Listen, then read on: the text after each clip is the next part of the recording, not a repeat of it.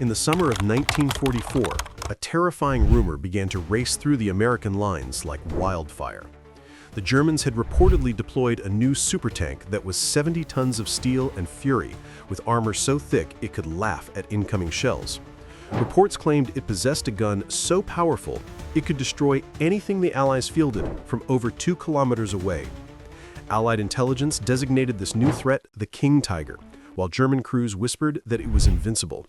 For American tankers on the ground, it was quite simply their worst nightmare. The first terrifying reports emerged from British forces fighting around Caen in Normandy. On July 11, 1944, the 53rd Heavy Panzer Battalion deployed these King Tigers against Allied positions for the very first time. British commanders radioed back descriptions that seemed physically impossible, describing tanks larger than anything they had ever encountered. They watched shells bouncing off frontal armor that appeared impenetrable, while the German tanks fired from ranges where British guns could not even respond effectively. The psychological impact was immediate and severe, as intelligence officers compiled reports from multiple sources, including the British Second Army. Even Soviet military intelligence shared information from the Eastern Front, where these mechanical monsters had also appeared. By August 1944, French resistance networks were reporting sightings of massive tanks being transported by rail through occupied France. Every account painted the same grim picture of a new class of armored vehicle that completely outmatched anything the Allies possessed. Whispers had circulated for months about this mechanical monster, and now every Allied tanker knew the statistics by heart. It featured 180 millimeters of frontal armor on the turret and carried an 88 millimeter gun with a barrel over 6 meters long.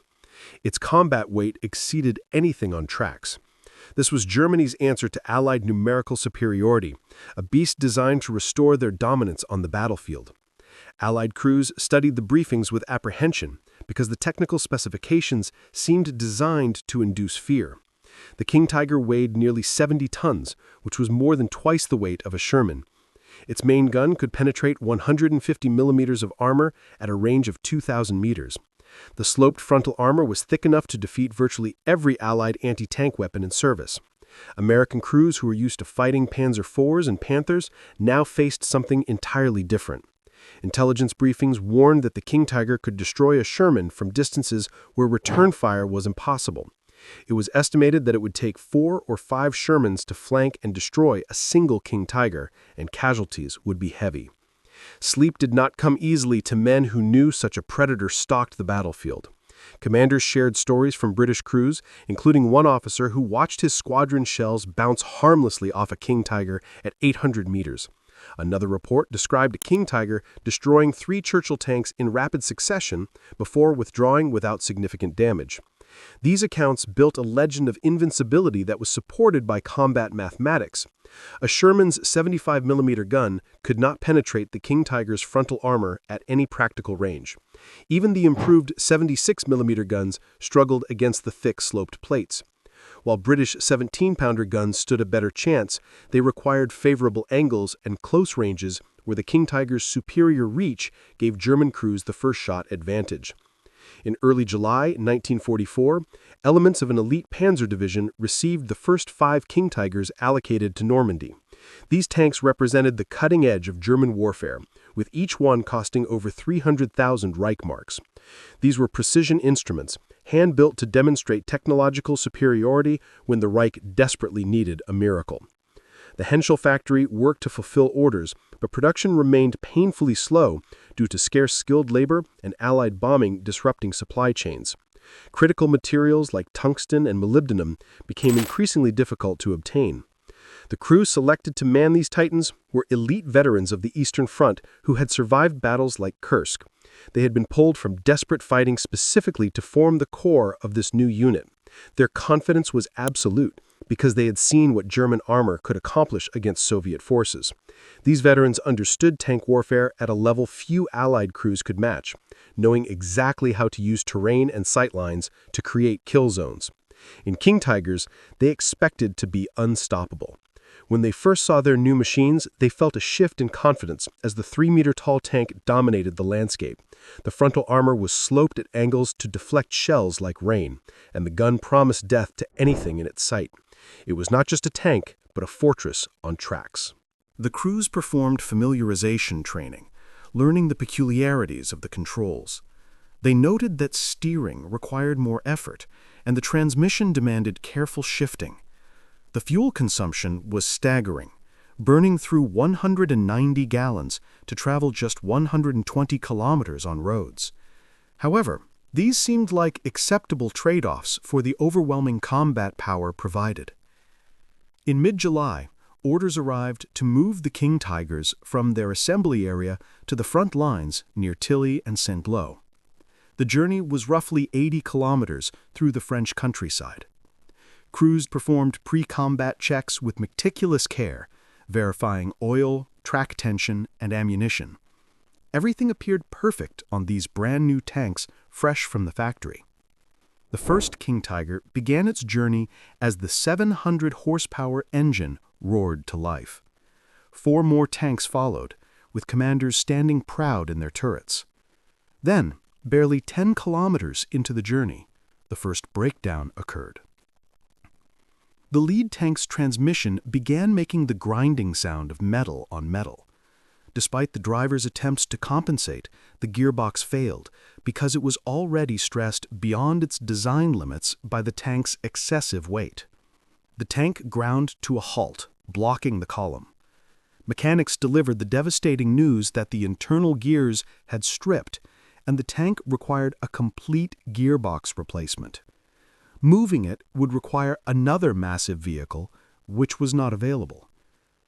The fundamental problem was that the transmission installed in the 70-ton King Tiger was the same design used in the 45-ton Panther. Engineers had not strengthened the components to handle the additional 25 tons. Under the stress of moving such weight, gear teeth stripped and bearings failed rapidly. This was a systemic design flaw rather than a manufacturing defect. The remaining 4 tanks pressed on, but 15 kilometers further, the second King Tiger experienced engine trouble. The Maybach engine was desperately underpowered, providing a power-to-weight ratio of barely 10 horsepower per ton. As the tank climbed a hill, the engine temperature rose until the coolant boiled and steam vented from the compartment. The engine seized, and the tank coasted to a stop. German engineers had recognized this power deficit, but production delays meant most King Tigers received the inadequate engine. Extended operations at high power generated excessive heat that overwhelmed the cooling system. The pattern was becoming clear as panic crept into the minds of the crews. The King Tiger was too heavy for its own drivetrain. What looked invincible on a test range became a liability on campaign. The third tank made it another 20 kilometers before its final drive failed. The massive gears connecting the transmission to the drive sprockets could not handle the torque required to move 70 tons. This final drive problem would plague King Tigers throughout the war, with reports documenting housings failing after only 50 kilometers.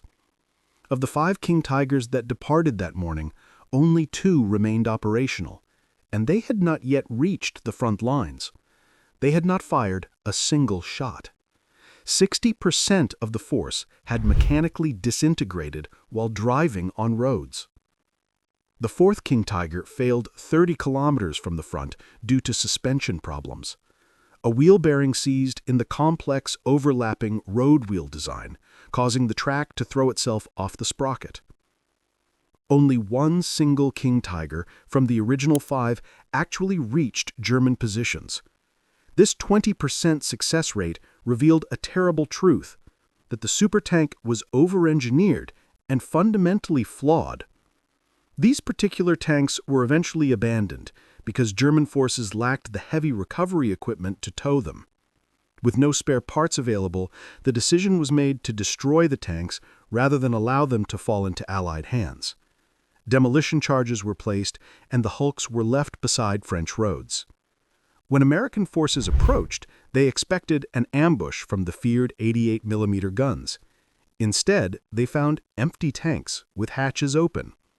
American tankers could not believe that the machines they had been told were invincible were defeated not by guns, but by German engineering. The first intact King Tiger captured became an intelligence goldmine as technical teams arrived with measuring devices. They wanted to understand everything about this machine. They confirmed that the armor was indeed impressive, capable of resisting virtually every American tank gun. Test firing showed that standard Sherman rounds simply bounced off the glacis plate. The gun was equally impressive, outranging and outclassing every Allied cannon. The optics were the finest in the world, allowing crews to engage targets Allied tanks could barely see. However, when engineers examined the drivetrain, they realized the truth. The transmission was designed for a much lighter tank, and the gear showed excessive wear. An American engineer noted that no automobile manufacturer in Detroit would have approved such a drivetrain for a vehicle of this weight. The engine situation was even worse, with the power-to-weight ratio being significantly lower than the American Sherman. The King Tiger was actually less mobile than the tank it was designed to dominate. Calculations on fuel consumption were staggering. The King Tiger needed 30% more fuel to travel 40% less distance than a Sherman. This logistical disadvantage was crippling in 1944, when Germany faced critical fuel shortages. Soviet forces also captured 2 King Tigers in Poland and subjected them to rigorous testing. The results were damning, with tanks breaking down every 10 to 15 kilometers in hot weather. Soviet engineers found that the King Tiger's own gun could penetrate the turret of another King Tiger, revealing that the armor was not as invincible as propaganda suggested. American intelligence bulletins circulated these findings, changing the tactical doctrine immediately. Instead of fearing the King Tiger, commanders understood it as a powerful but fragile weapon. The solution was to force it to maneuver, because every kilometer it traveled increased the chance of mechanical failure. They also learned that King Tigers were too heavy for most bridges, constraining their movements to specific routes that were vulnerable to air attack. Production statistics told the final story of failure. Germany built just 492 King Tigers during the entire war. In contrast, American factories produced over 50,000 Shermans. For the resources consumed by 1 King Tiger, Germany could have built 3 Panthers. Allied bombing raids on the factory further disrupted production. When the 501st Heavy Panzer Battalion arrived on the Eastern Front, only 8 of their 45 King Tigers were operational because 37 had broken down during transit. This was an army watching its most advanced weapons disintegrate from internal failures. During the Battle of the Bulge, King Tigers were put to the ultimate test. Kampfgruppe Piper included roughly 45 King Tigers, but 12 never even left the assembly area due to mechanical failures. Only 6 King Tigers successfully reached the village of La Glace with Piper. Among them was Tank 213, commanded by Dollinger. Positioned on high ground, it engaged American forces at extreme range. Although the King Tigers had the advantage, American forces kept closing the distance. An American round eventually struck Tank 213's gun barrel, rendering it combat ineffective. With his force cut off and out of fuel, Piper ordered a withdrawal on foot, abandoning all heavy equipment. Behind them, they left 135 armored vehicles, including the King Tigers. Tank 213 was eventually traded to a local cafe owner for a bottle of cognac and preserved as a memorial, remaining the only King Tiger displayed on its original battlefield today. Another King Tiger, number 332, was captured intact by American forces and shipped to the United States for testing. It remains the only intact King Tiger captured by Americans during the war. The psychological impact of these failures on German crews was devastating, as they realized they had been given a mechanical liability rather than an invincible machine. By December 1944, American crews knew that while the King Tiger was dangerous, it was likely to be found abandoned due to breakdown or fuel exhaustion. American after-action reports noted that more King Tigers were found abandoned due to mechanical failure than were destroyed by Allied fire. The complexity of the tank made field repairs nearly impossible without specialized equipment.